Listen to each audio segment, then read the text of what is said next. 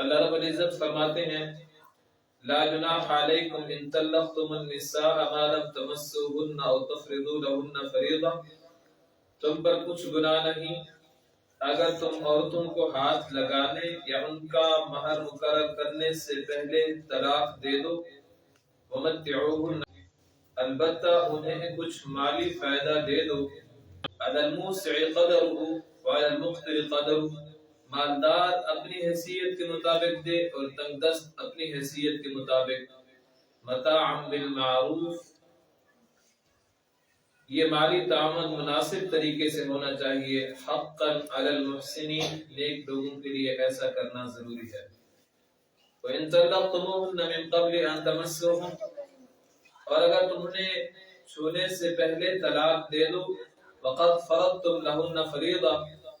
اور ان کا مہر مقرر کر چکے ہو، فَنِصْفُ مَا فَرَضْتُمْ، تو چاہیے کہ نصف مہر ادا کر دو جو تم نے مقرر کیا ہے، إِلَّا أَن يَعْفُونَ أَوْ يَعْفُوَ الَّذِي بِيَدِهِ عُقْدَةُ النِّكَاحِ، ہاں اگر عورت خود اپنا حق معاف کر دے یا وہ جس کے ہاتھ میں نکاح کا اختیار ہے نرمی سے کام لے کر پورا مہر دے دے،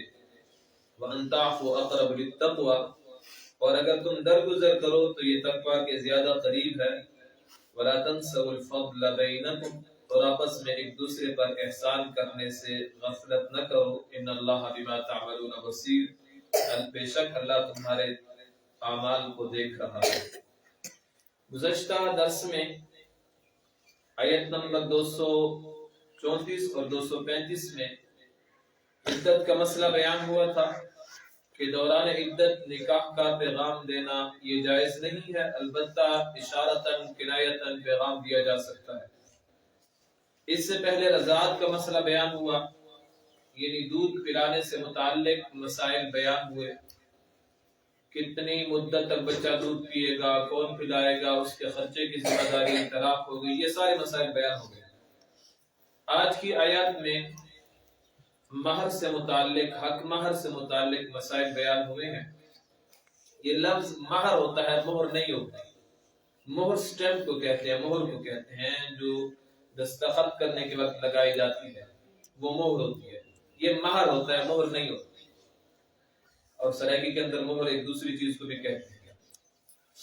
تو اللہ تبارک و تعالیٰ فرماتے ہیں لا جناح علیکم ان طلقتم النساء ما لم تمسوهن او تفرضوا لهن فریضہ، یعنی تم پر کچھ گناہ نہیں اگر تم عورتوں کو ہاتھ لگانے یا ان کا مہر مقرر کرنے سے پہلے طلاق دے دو۔ یہاں پہ دو قسمیں بیان ہوئی ہیں، یعنی اگر کسی بندے نے نکاح کیا اور رخصتی سے پہلے اگر اس نے اپنی بیوی کو طلاق دے دی تو یہاں پہ دو صورتیں ذکر ہیں۔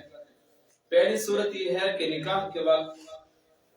ما لم تمسوهن او تفرضوا لهن فریضہ، دو باتیں ہیں، ایک یہ کہ اس کو چھوا نہیں، یعنی رخصتی نہیں ہوئی، نمبر دو حق مہر مقرر نہیں تھا۔ جب حق مہر مقرر نہیں ہے تو اس صورت میں مرد کیا کرے گا، خامد کیا کرے گا، بالکل بس حق مہر معاف ہو گیا؟ نہیں، اللہ تبارک و تعالی نے بتا دیا وَمَتِّعُوهُنَّ، انہیں کچھ مالی فائدہ دے دو، یعنی کچھ بندہ گفٹ دے دے، انہیں تحائف دے دے۔ فقہاء کرام نے اس کی وضاحت کی ہے کہ گفٹ کے اندر کم از کم ایک سوٹ ہونا چاہیے عورت کا۔ اگر کسی بندے نے نکاح کیا اور رخصتی سے پہلے طلاق دے دی، حق مہر مقرر نہیں تھا، تو ایک سوٹ یعنی 3 کپڑے عورت کو دے دینی چاہیے بطور حق مہر، یعنی ایک قمیص ہو جائے گی، ایک شلوار اور ایک اس کا دوپٹہ ہو جائے گا۔ یہ مرد کا جو سوٹ ہوتا ہے 2 کپڑوں کا ہوتا ہے، شلوار قمیص ہوتا ہے،